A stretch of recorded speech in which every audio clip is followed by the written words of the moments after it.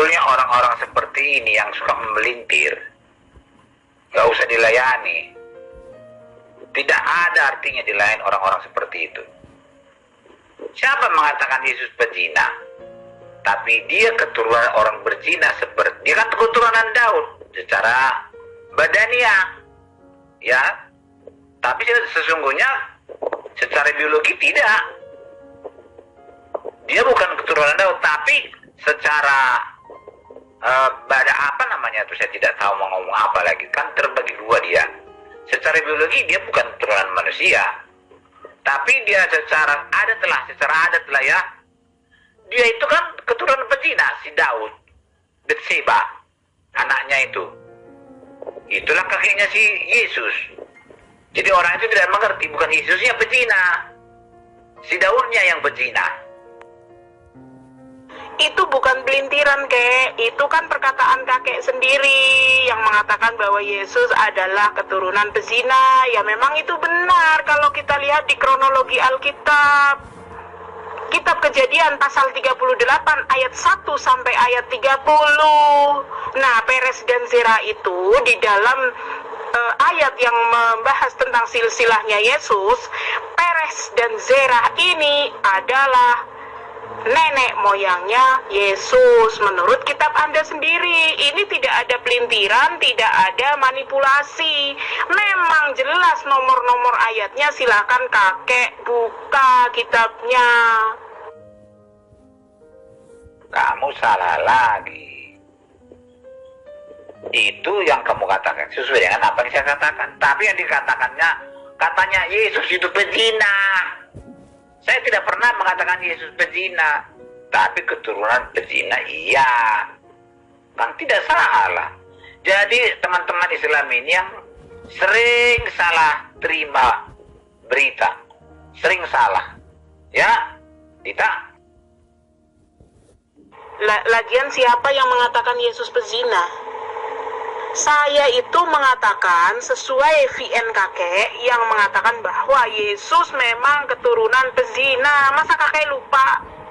Kakek kan pernah bilang dulu, kalau kamu tahu tentang Alkitab itu, pertanyaanmu tidak ngawur. Memang benar Yesus itu keturunan pezina. Anak haram sebenarnya Yesus itu. Itu kata-kata kakek kan? Kalau memang kamu tahu tentang Alkitab itu, pertanyaanmu tidak ngawur. Ya benar, Yesus itu adalah keturunan pezina. Anak haram sebetulnya Yesus itu. Keturunan anak haram. Kenapa? Karena memang di dunia ini tidak ada yang benar. Dengan siapa dia lahir? Mana ada manusia suci di dunia ini zaman Yesus lahir? Tidak ada. Jadi, itulah sebabnya Yesus itu bergelimang dengan lumpur dosa, tapi dia tidak berdosa. Ya, kamu berpaham. Contohlah,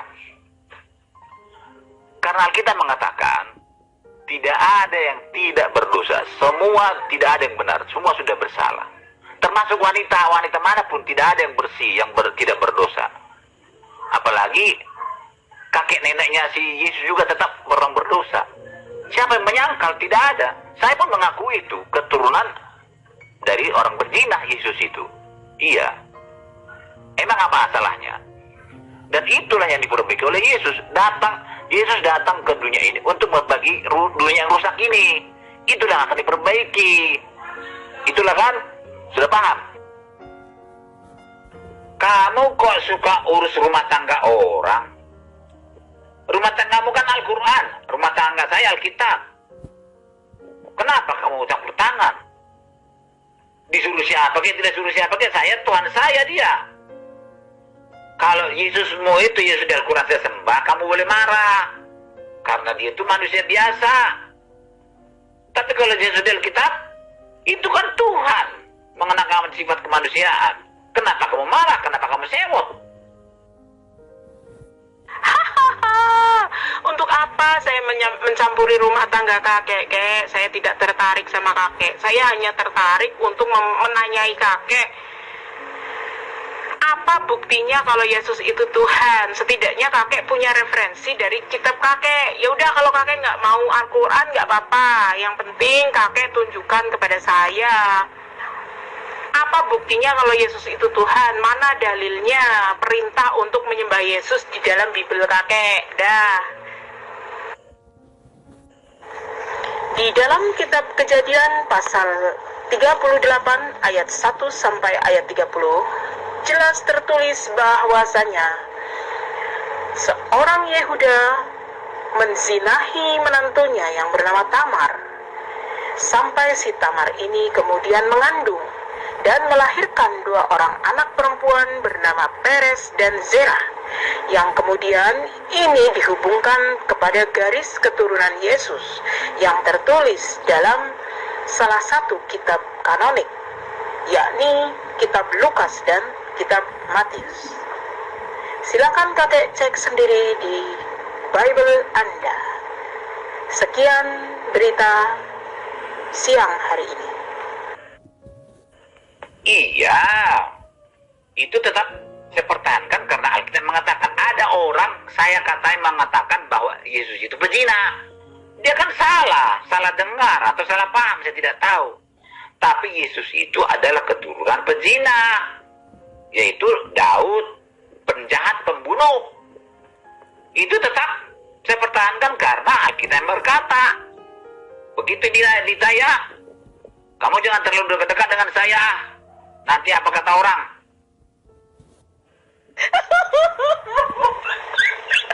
Aduh, tidak kek, saya itu tetap harus merapat sampai saya dapat jawaban dari kakek.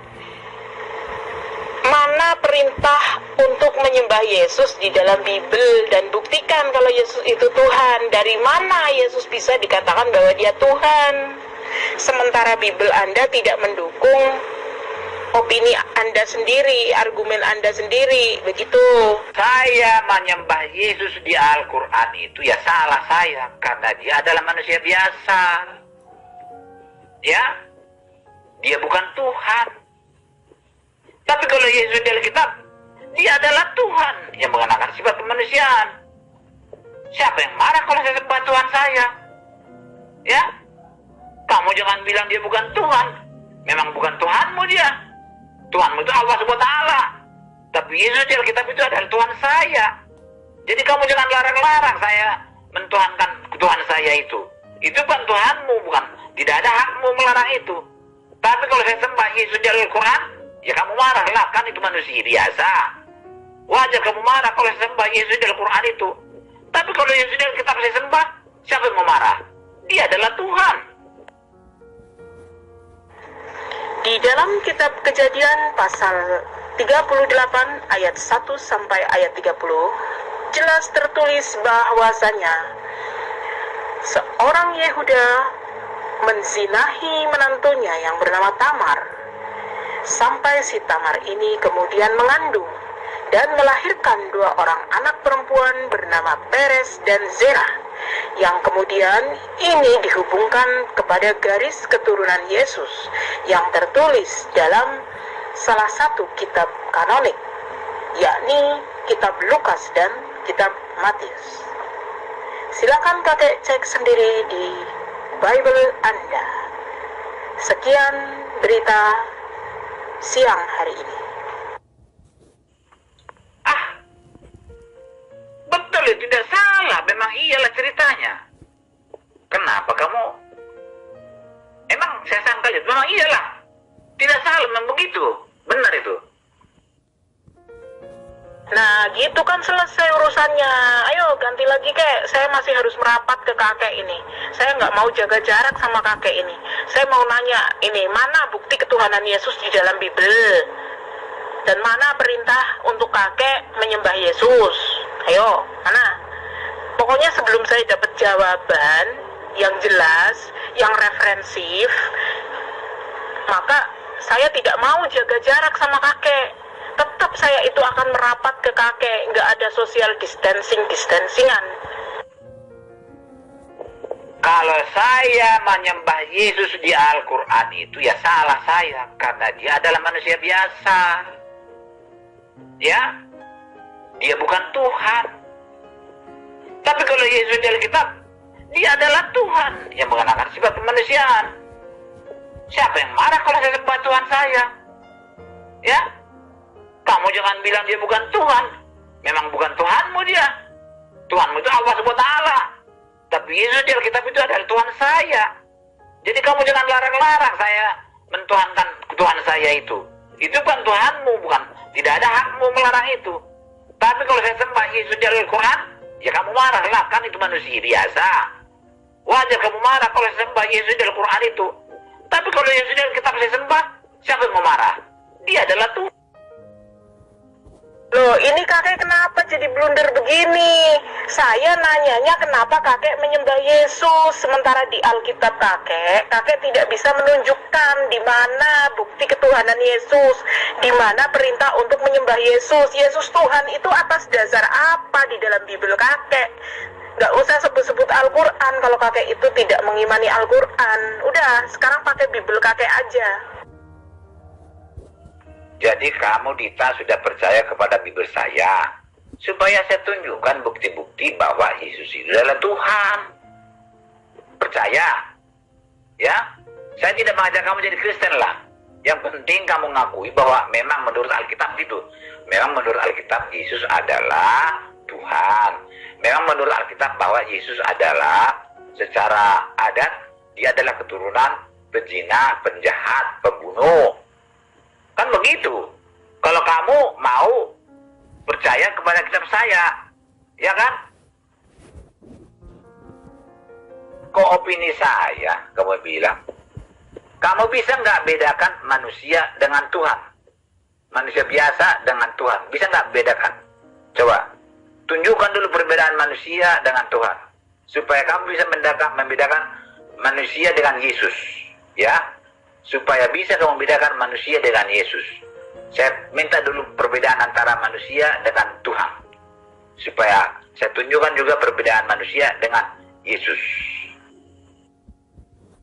Perbedaannya adalah manusia dan Tuhan itu kedudukannya adalah makhluk dan kholik, pencipta dan ciptaan. Jadi begini Pak, Tuhan itu kekal, manusia itu fana. Menurut 1 Timotius 6:16, di situ jelas sekali ada 3 karakteristik Tuhan. Yang pertama, bersemayam dalam terang dan tidak terhampiri. Yang kedua, tidak takluk kepada maut. Dan yang ketiga, tidak bisa dilihat oleh mata. Itu Tuhan sejati. Apakah Yesus memenuhi 3 kriteria ini? Jelas ini tidak jawabannya. Makanya ketika Yesus itu takluk kepada maut di tiang salib, itu sudah menggugurkan ketuhanan atau klaim-klaim ketuhanan dari pihak Kristen. Blunder kok blunder. Saya menyembah Yesus karena dia memang Tuhan. Kamu minta bukti. Makanya saya tanya dulu, kamu bisa nggak bedakan Tuhan dengan manusia? Kalau bisa kamu bedakan, maka saya tunjukkan buktinya kepada kamu bahwa Yesus itu adalah Tuhan. Oke, kamu saya tanya dari tidak apa bedanya manusia dengan Tuhan. Kamu tidak mau jawab, ya. Sekarang saya bertanya kepada kamu dulu, ya. Dan tapi satu-satunya saya tanya, kita berdua dulu ya, jangan dulu kita tanggapi orang lain. Jawab dulu ini. Jawab dulu ya. Adakah manusia yang pernah mati, hidup kembali, lalu naik ke surga sampai sekarang tidak pulang-pulang? Ada nggak manusia seperti itu? Jawab dulu ya, satu-satu yang tanya kamu. Oh, saya tidak jawab bagaimana, itu VN saya, kakek saya tak itu loh. Coba di scroll ke atas sedikit. Saya udah jawab bagaimana cara saya membedakan antara kholik dengan makhluk. Itu di atas sudah saya jawab. Jangan bilang saya tidak jawab. Aduh, kakek. Kamu memang semakin menggemaskan, bikin aku tidak bisa jaga jarak kalau begini.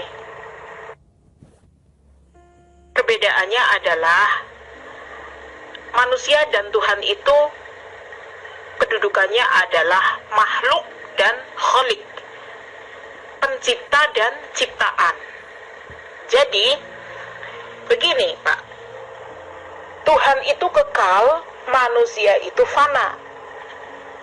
Menurut 1 Timotius 6:16, di situ jelas sekali ada 3 karakteristik Tuhan.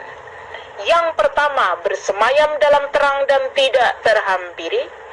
Yang kedua, tidak takluk kepada maut. Dan yang ketiga, tidak bisa dilihat oleh mata.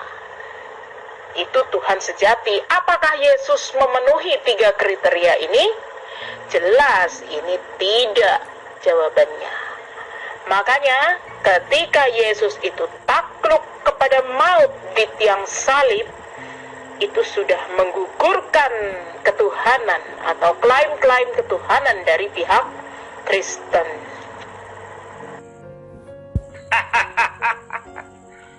Dita. Jadi Yesus takluk kepada kematian? Ya enggak lah. Justru kematian itu yang takluk. Makanya Yesus bangkit. Ya, kematian itu yang kalah. Buktinya Yesus hidup kembali sampai sekarang. Kekal sampai sekarang, tidak pernah mati-mati. Itu dimiliki Yesus, berarti dia adalah Tuhan. Apalagi yang ciri-cirinya? Dia pencipta segala sesuatu. Ya, Yesus adalah pencipta segala sesuatu. Baca di Alkitab saya. Tidak ada apapun yang ada sekarang ini tanpa Yesus. Ayatnya ada, cuma saya lupa, nanti saya kupaskan. Ya, jadi semua apa yang kamu sebutkan itu ada bagi diri Yesus. Itulah buktinya bahwa Yesus adalah Tuhan. Lah kan sudah saya tanggapin.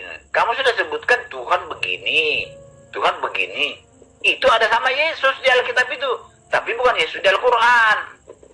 Kamu bilang mengalahkan maut, mengalahkan kematian. Ya Yesus mengalahkan kematian. Semua ada sama Yesus. Sifat-sifat Tuhan yang kamu sebutkan itu. Artinya Yesus adalah Tuhan. Wahai opung yang menggemaskan, silakan opung baca Ibrani pasal 9 ayat 27. Seperti manusia yang lainnya, Yesus ditakdirkan untuk mati dan nanti akan dihakimi. Itu kata Bibelmu, kek. Artinya Yesus itu bukan Tuhan. Itu sudah menggugurkan ketuhanan Yesus. Mana ada Tuhan mati dan dihakimi? Dibaca, ayo dibaca, dibuka. Ibrani pasal 9 ayat 27, kakek. Saya tidak bilang kamu tidak jawab. Saya sudah jawab. Saya sudah terima kamu punya VN itu. Maka sudah saya jawab kamu punya VN. Jadi apa yang kamu sebutkan yang ada pada kholik itu, ada pada Yesus. Itu buktinya bahwa Yesus adalah Tuhan. Karena itu omongan saya. Loh, jelas Yesus itu tidak memenuhi kriteria sebagai Tuhan menurut 1 Timotius 6:16. Karena Yesus itu takluk kepada maut di kayu salib. Karena Yesus itu tidak bersemayam dalam terang dan tidak terhampiri. Karena Yesus itu bisa dipegang. Kemudian karena Yesus itu bisa dilihat oleh manusia, makanya dia tidak memenuhi kriteria Tuhan dalam 1 Timotius 6:16. Kemudian kakek harus baca Ibrani pasal 9 ayat 27. Di situ jelas sekali tertulis bahwa Yesus seperti manusia yang lainnya, dia ditakdirkan untuk mati satu kali dan kelak dia akan dihakimi. Nah, makanya di situ kan jelas sekali dalam 1 Timotius 6:16, Yesus itu tidak memenuhi kriteria sebagai Tuhan karena dia takluk kepada maut. Karena Yesus itu mati sebagaimana yang tercantum di dalam Ibrani pasal 9 ayat 27, Yesus itu seperti manusia yang lainnya ditakdirkan untuk mati dan akan dihakimi. Tuhan mati dihakimi, ayolah kayak kita berpikir secara sehat gitu. Secara logis, masa sih Tuhan mati dihakimi juga? Ini jelas menggugurkan ketuhanan Yesus. Kakekku, opungku yang menggemaskan, aku semakin tidak bisa menjaga jarak darimu kalau seperti ini. Loh. Itu kan sesuai dengan nubuatan. Yesus mati, tapi kematian itu kalah dengan kehidupan Yesus. Dia hidup kembali. Jadi kematian tidak bisa menahan Yesus dalam kematian. Yesus hidup kembali sampai sekarang masih hidup. Sudah kalah kematian itu, sehingga dia hidup. Kalau Yesus kalah, ya dia tidak hidup. Alkitab berkata bahwa Yesus itu adalah hidup. Ya dia hidup. Menang Yesus. Tidak bisa dikalahkan kematian. Ya pertama sih memang kita lihat kalah dia kelihatan. Tapi dalam pergumulannya, dia bangkit, kalah kematian itu. Kalau Yesus kalah, ya nggak ada hidup. Kalau kematian, menang, tidak ada hidup dia. Jadi, hidup menang, karena kematian kalah, begitu.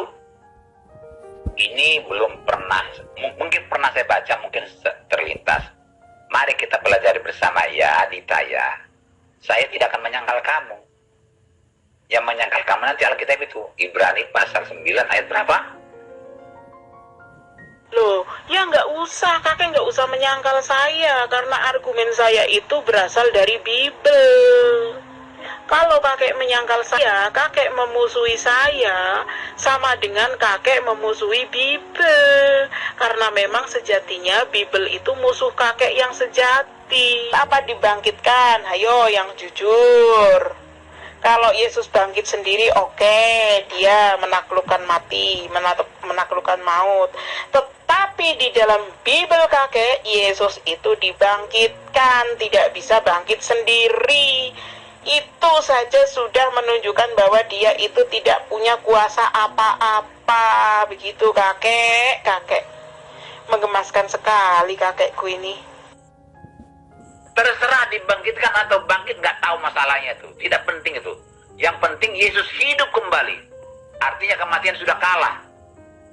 Ya, Yesus itu hidup kembali. Yesus itu tidak dapat dipahami oleh otak dan logika manusia. Saya juga tidak mengerti itu. Dibangkitkankah atau apakah? Saya tidak tahu. Yang ternyata Yesus itu adalah ajaib. Bisa memberi hidup kekal. Bisa dia hidup sampai sekarang. Tidak ada manusia seperti itu. Kalau ada kamu tunjukkan manusia yang pernah mati dan hidup sampai sekarang tidak mati-mati, saya pun masuk Islam. Karena ada saingan Yesus. Kalau ada dua seperti Yesus, pasti saya masuk Islam. Karena tidak ada duanya Yesus, ya tetap saya menyembah Yesus karena dia bisa memberi hidup kekal. Ada nggak manusia yang bisa memberi hidup kekal? Karena hanya Tuhan. Karena itulah sebabnya saya katakan Yesus adalah Tuhan. Dita ya. Jadi sebaiknya kamu mengajarkan Al-Quran saja. Jangan mengajarkan Alkitab. Kamu masih cetek lah. Masih separuh-separuh kamu tahu. Kamu tidak tahu bahwa Yesus mampu memberi hidup kekal. Kamu tidak tahu kan? Saya beritahu. Yesus itu mampu memberi hidup kekal. Yesus itu sekarang masih hidup. Tidak ada manusia yang masih hidup sampai sekarang. Sedangkan Muhammad aja Nabi besar sudah busuk dimakan belatung di dalam kubur, tidak bangkit-bangkit. Itu artinya kalah dengan kematian. Jadi Muhammad itu kalah dengan kematian. Kalau Yesus menang, kematian dikalahkan oleh Yesus, makanya dia hidup. Ya itu bedanya. Muhammad kalah dengan kematian. Dia sudah dimakan belatung, busuk di dalam kubur. Kalau Yesus tidak pernah busuk, tidak pernah mati, pernah mati tapi dia menang. Kematian dikalahkan, diinjak-injak sama dia. Tidak ada kematian mampu melawan dia, menahan dia. Dia hidup kembali sampai sekarang masih hidup. Tidak ada manusia seperti itu. Kalau ada tunjukkan. Saya bersahadat di depan Dita. Kita potong kambing, kita potong sapi, ya. Jadi Dita, Kamu jangan ikut teman-teman Islam membaca Alkitab hanya sepotong. Ya. Memang Yesus itu sudah ditetapkan untuk mati satu kali. Untuk menghapus dosa segala manusia dunia ini. Jadi, baca pelan-pelan ayat itu. Manusia ditetapkan mati satu kali dan untuk dihakimi. Tapi kan Yesus bukan untuk dihakimi. Yesus yang menghakimi. Baca baik-baik, pelan-pelan baca supaya kamu paham. Jangan ngelantur. Kamu tidak paham karena hanya baca satu ayat saja. Ya, sudah ngerti kamu. Kalau sudah baca dengan pelan-pelan ayat itu, kamu sudah pasti mengerti. Ya. Dita. Itu kan hanya satu ayat toh kamu pegang. Tapi kalau kamu baca Alkitab secara utuh, Yesus itu adalah Tuhan itu yang mengenakan sifat kemanusiaan.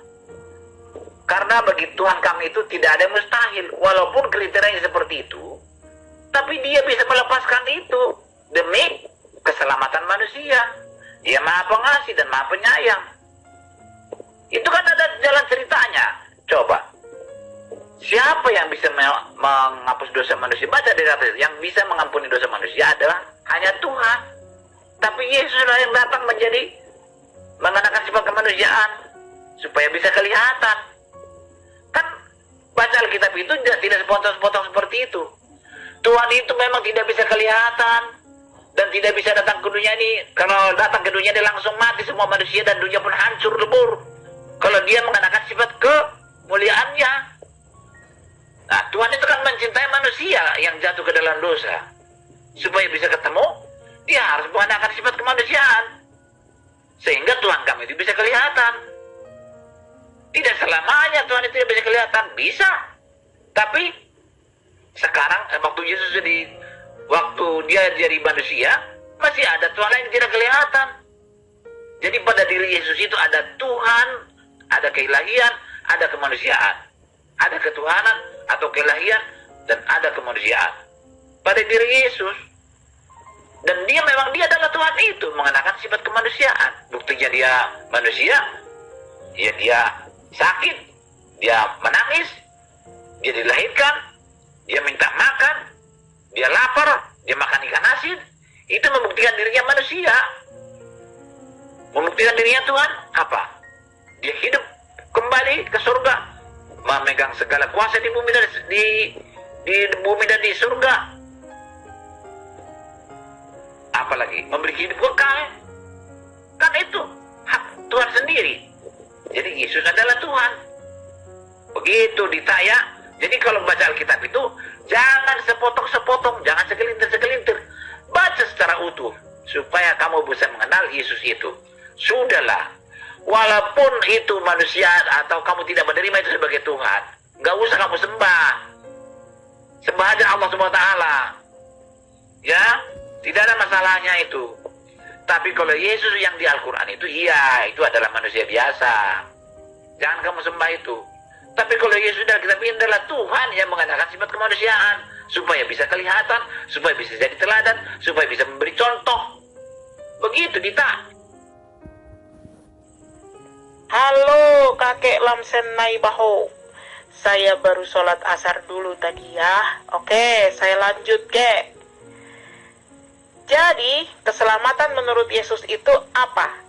Keselamatan menurut Yesus itu ada pada Matius pasal 19 ayat 16-17, yaitu dengan mengikuti perintah.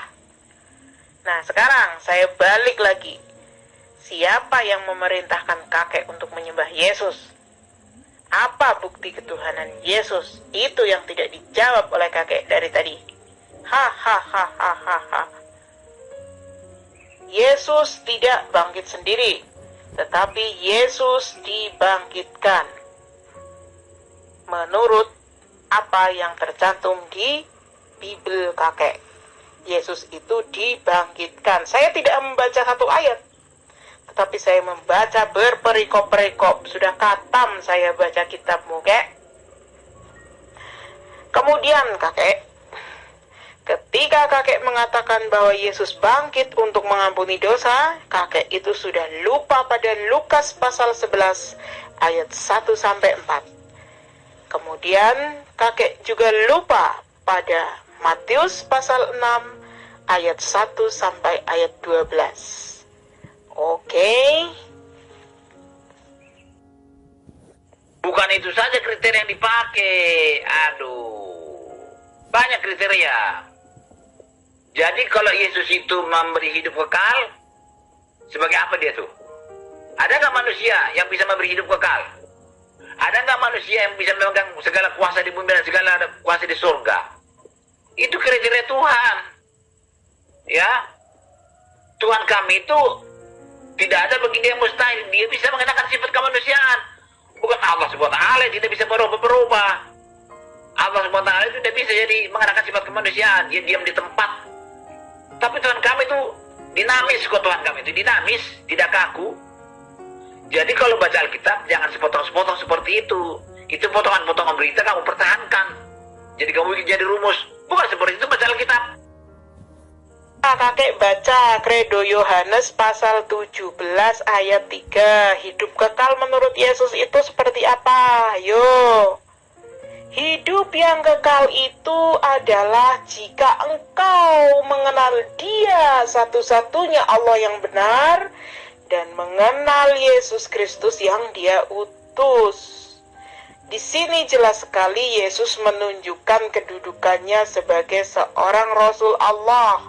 Yesus juga memperkenalkan kepada Bani Israel siapa Tuhannya, yaitu Dialah satu-satunya Allah yang benar. Tidak ada di situ mengatakan bahwa hidup yang kekal adalah mengenal Yesus sebagai Tuhan. Tidak ada seperti itu. Karena Yesus selalu mengatakan bahwa dirinya hanya seorang utusan Tuhan. Dan seorang utusan menurut Yohanes pasal 13 ayat 16, di situ tertulis, seorang hamba tidak lebih tinggi dari tuannya, dan seorang utusan tidak lebih tinggi dari sang pengutus. Apa itu utusan? Silahkan kakek buka lagi. Kita kembali ke Yohanes pasal 17. Silahkan kakek baca dari ayat 1, satu perikop sekalian kakek baca biar tidak gagal panen. Kakek buka ayat ke-8. Di situ Yesus menjelaskan apa tugasnya. Dia adalah seorang rasul yang menerima wahyu dari Allah dan kemudian menyampaikannya kepada umatnya. Firman yang telah engkau berikan kepadaku telah kusampaikan kepada mereka, dan mereka telah menerimanya. Di sini jelas sekali Yesus tidak memperkenalkan dirinya sebagai Tuhan. Tetapi dalam ayat 3, hidup yang kekal itu adalah engkau mengenal Dia satu-satunya Allah yang benar. Siapa? Allahnya Yesus, yang disembah Yesus. Tidak ada di ayat itu, di kredo tersebut, bahwasanya Yesus adalah Tuhan. Karena hidup yang kekal itu justru mengenal Tuhannya Yesus. Nah, makanya kakek itu dibaca semua itu ya, ayat-ayatnya. Saya tidak membaca sepotong-sepotong, tapi saya paham setiap perikopnya sedang berbicara tentang apa. Ya, saya yang harus belajar Bible ke kakek atau kakek yang belajar Bible ke saya? Yo, pilih. Kakek mengatakan Yesus pernah mati, ya kan? Yesus pernah mati, artinya Yesus sudah takluk kepada maut dan menggugurkan klaim ketuhanan terhadap Yesus dari pihak Kristen. Ya, saya tahu iblis pun memakai ayat-ayat Bible untuk membohongi, untuk menipu Yesus, mengajak Yesus. Pakai Bible juga, ayat-ayat tercatat di Bible juga, di Alkitab juga. Jadi Islam ini adalah murid iblis, menggunakan ayat-ayat, potongan-potongan ayat yang tidak bisa disangkal oleh saya. Memang tercatat seperti itu. Tapi itu bukan maksud dan tujuan ajaran Alkitab itu. Diselewengkan. Jadi Yesus menjawab pakai ayat Alkitab juga. Jadi saya pun harus menggunakan ayat Alkitab juga untuk menyangkal atau membantah kamu. Jadi Yesus itu adalah Tuhan. Ya. Dari mana? Karena dia bisa memberi hidup kekal. Karena dia sampai sekarang masih hidup. Karena di tangan Yesus segala kuasa, dan di bumi dan segala kuasa di surga di tangan dia. Itulah sebabnya dikatakan dia adalah Tuhan itu sendiri. Begitu ya, Dita? What?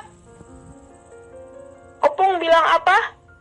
Yesus ditipu oleh iblis menggunakan ayat-ayat Bible. Memangnya pada saat Yesus hidup di dunia ini sudah ada Bible, Matius, Markus, Lukas, Yohanes? Ayo, jangan suka asumsi, jangan suka mendongeng kakek, ayo. Nah, hidup yang kekal itu ada pada Yohanes pasal 17 ayat 3 itu, dibaca kek. Gak usah ngasumsi, ayo harus pakai dalil kek kalau ngomong. Nah, di sini saya juga harus menjawab kakek dengan dalil dan ayat yang ada di Bible kakek. Kakek menyinggung-nyinggung tentang hidup yang kekal. Apa hidup yang kekal itu, kek? Dalam konsep kekristenan, hidup yang kekal itu diterjemahkan atau didefinisikan sebagai keselamatan atau masuk ke kerajaan Allah. Nah, bagaimana caranya? Silahkan dibuka perkataan Yesus dalam Yohanes pasal 17 ayat 3. Dalam kredo tersebut, Yesus menjelaskan bahwa hidup yang kekal itu hanya jika engkau mengenal Dia, satu-satunya Allah yang benar, dan mengenal Aku, Yesus Kristus yang Dia utus. Jadi di sini jelas, hidup yang kekal itu adalah mengenal Tuhannya Yesus, bukan menuhankan Yesus. Di situ Yesus menunjukkan bagaimana kedudukannya sebagai seorang utusan. Dan seorang utusan itu tidak lebih tinggi dari sang pengutus. Yohanes pasal 13 ayat 16, seorang hamba tidak lebih tinggi dari tuannya. Nah, ini pengakuan Yesus bahwa dirinya hanya seorang hamba Tuhan. Dan seorang utusan tidak lebih tinggi dari sang pengutus. Jadi jelas bahwa Yesus itu hanya seorang apostle, seorang prophet, ya. Bagaimana hidup yang kekal? Selanjutnya Yesus menjelaskan dalam Matius pasal 7 ayat 21. Bukan orang yang memanggilku Tuhan, Tuhan yang akan masuk kerajaan surga. Nah, ini jelas sekali ya. Bukan dengan menuhankan Yesus kalau orang itu ingin masuk kerajaan surga. Tapi bagaimana? Tetapi mereka yang mengikuti segala kehendak Bapa. Nah, jelas sekali harus mengikuti perintah Tuhan. Sebagaimana yang tercantum dalam Matius pasal 19 ayat 16 dan 17. Ketika murid-muridnya bertanya, bagaimana cara mendapatkan hidup kekal itu, Yesus? Maka Yesus menjawab, hidup yang kekal itu hanya bisa didapat dengan mengikuti segala perintah. Nah, ya, keselamatan itu hanya bisa didapat dengan mengikuti segala perintah. Kemudian bagaimana caranya? Yaitu dengan hidup sama atau lebih baik dari ahli Taurat dan orang-orang Farisi. Dalilnya jelas, Matius pasal 5 ayat 20. Jika hidup keagamaanmu tidak lebih baik dari ahli Taurat dan orang-orang Farisi, maka kamu tidak berhak atas surga. Nah, sekarang silakan kakek introspeksi diri. Apakah Kristen ibadahnya lebih baik dari ahli Taurat dan orang Farisi?